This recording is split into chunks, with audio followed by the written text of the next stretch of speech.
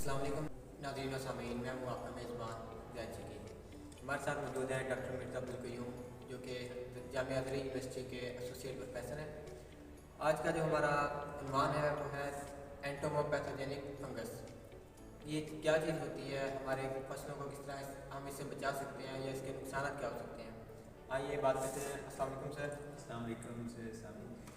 Entomopathogenic fungi जिसे किरणपेश फफूंदी भी कहा जाता है, ये बायोलॉजिकल कंट्रोल का एक बहुत बड़ा हथियार है। बायोलॉजिकल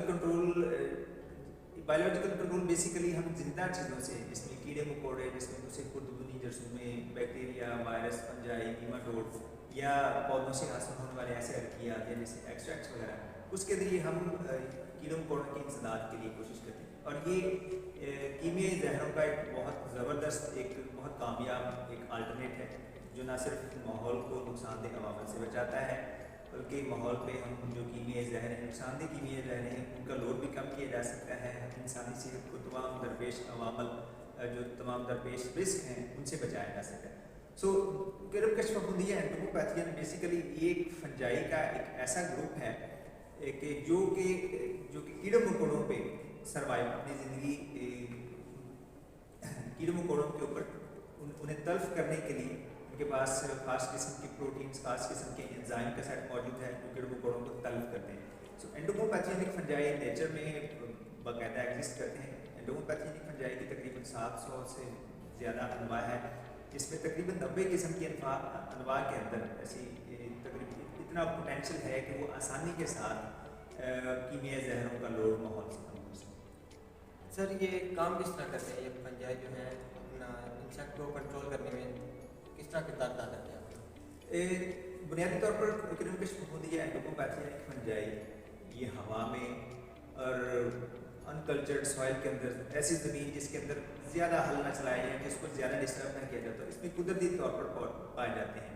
ख़ास तौर पर शुमाली इलाके जहाँ पर बारिशें कतीर मिकदार में होती हैं, और उसके अलावा कुदरती तौर पर पौधों के अंदर भी एंडोफाइट के तौर पर मौजूद होते हैं।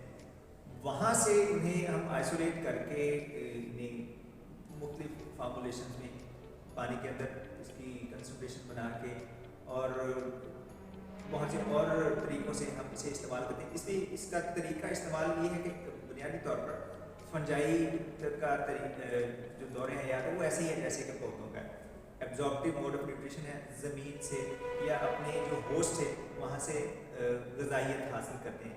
जिस तरीके से पौधे ज़मीन से खुराक जज़ब करते हैं, ये भी अपने होस्ट से इसी तरीके से खुराक को जज़ब करते हैं। तो जब उस फंजाई को हम आर्टिफिशियली लेबॉर्ट्री में कल्चर करके, आइसोलेट करके, आइडेंटिफाई करके और से प्रॉपर फार्मूलेशन के ज़रिए दस्तियाब करते हैं, तो वो फंजाई एक जिस तरीके से कीमियाई जहरों को हम पानी में डाल के स्प्रे करते हैं, इसी तरीके से वो स्प्रे किए जाते हैं।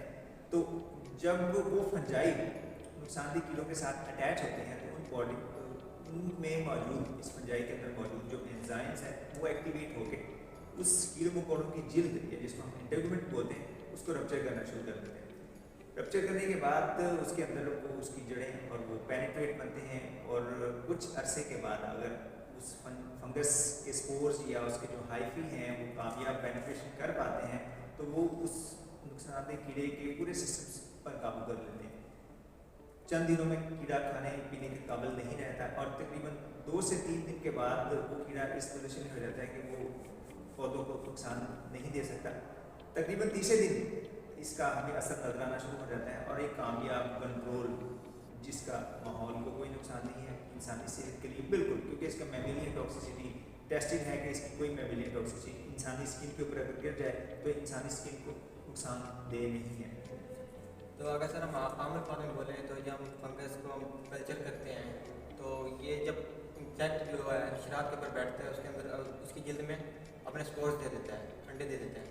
फिर जब वो उसका जो बोलते हैं मतलब नीमफुस का जो बच्चा निकलता है, वो भी इंसेक्ट की बॉडी को खाता है, फिर इंसेक्ट इस काबिल नहीं रहता कि वो आगे फसल को नुकसान दे। ये बेसिकली फंजाई पौधों के तौर पर, जिस तरीके से पौधे उसकी जड़ें बनती हैं और वो जड़ें नमकियात और दूसरे पानी वगैरह जज़ब करते हैं, फंजाई के जो एक स्पोर से उसके पूरे का पूरा एक नया ऑर्गेनिज्म बनना शुरू हो जाता है। इसमें उसकी जो इनिशियल जस्ट लाइक रूट्स, और उसके बाद वो फंजाई फिर एक पौधे की तरह बढ़ती चली जाती है, और उस कीड़े के तमाम सिस्टम्स को ग्रैब करना शुरू कर देती है। वो फंजाई एक प्रोसेस से गुजरने के तहत उसके अंदर मुख्तलिफ टॉक्सिन्स, जिसको हम माइकोटॉक्सिन्स बोलते हैं, वो माइकोटॉक्सिन्स प्रोड्यूस करती है। वो माइकोटॉक्सिन्स फिर कीड़े मकोड़ों को तल्फ करने के लिए इस्तेमाल होते हैं, कीड़ों को कमज़ोर करते हैं और उसी माइकोटॉक्सिन के नतीजे में कीड़े की मौत वाक़या होती है।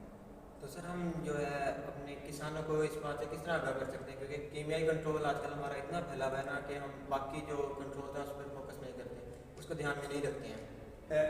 मैंने बताया कि अगरचे एंडोमोपैथी यानी फंजाई या किरमकश फफूंदी एक कुदरत का बहुत बड़ा तोहफा है, किसानों के लिए बहुत बड़ा हथियार के तौर पर साबित हो सकता है, लेकिन इस फफूंदी की कुछ लिमिटेशंस हैं, कुछ चैलेंजेस हैं जिसे हमें तहकीक के जरिए कवर करना है। उसमें वो है जब मौसम खासतौर पर जून जुलाई में जब गर्मी बहुत ज़्यादा बढ़ जाती है और नमी कम हो जाती है, तो ये किरमकश फफूंदी पाकिस्तान जैसे सख्त माहौल में ये अपनी वायबिलिटी लूज़ करना शुरू कर देते हैं। ऐसे में इनकी वायबिलिटी को रिटेन रखने के लिए, इन्हें अलाइव रखने के लिए एक ऐसे फॉर्मुलेशन की ज़रूरत है कि जहाँ पर इनकी शेल्फ लाइफ को बढ़ाया जा सके, इन्हें ज़्यादा अर्सा तक उस माहौल से मुकाबले के काबिल बनाना, ये हमारे लिए एक चैलेंज है। और एक project HEC higher education commission के फंडेड प्रोजेक्ट के जरिए फल की मक्खी के दारू के लिए इन किरमकश फफूंदी की मुख्तलिफ फार्मूलेशन पे मैं ज़ाती तौर पर एज ए प्रिंसिपल इन्वेस्टिगेटर काम कर रहा हूँ और हमने उसमें मुख्तलिफ सॉलिड और लिक्विड कैरियर्स टेस्ट किए हैं और इंशाल्लाह जल्द हम किसान भाइयों के लिए ऐसा प्रोडक्ट मुहैया करेंगे कि जो रेडी टू यूज़ होगा और जिसके जरिए किसान बिल्कुल कीमियाई जहरों की तरह उसे मुतबादल के तौर पर इस्तेमाल कर सकेंगे। उन तमाम चैलेंजेस को पूरा करते हुए वो किरमकश फफूंदी कीड़ों मकोड़ों के मुअस्सर इंसदाद के लिए इंशाल्लाह जल्द दस्तयाब। ठीक है सर, बहुत शुक्रिया। जैसे कि आज हमें सर ने बताया कि हम कीमियाई कंट्रोल को छोड़कर और कौन कौन सी तदाबीर हैं जिनको इख्तियार करके अपनी फसलों को नुकसान होने से बचा सकते हैं और जो इंसेक्ट का उस पर हमला होता है उसको भी हम कंट्रोल कर सकते हैं। सर बहुत शुक्रिया आपका, आपने हमें टाइम दिया। इंशाल्लाह नेक्स्ट मुलाकात जल्दी करेंगे और किसी नए टॉपिक से आप मुलाकात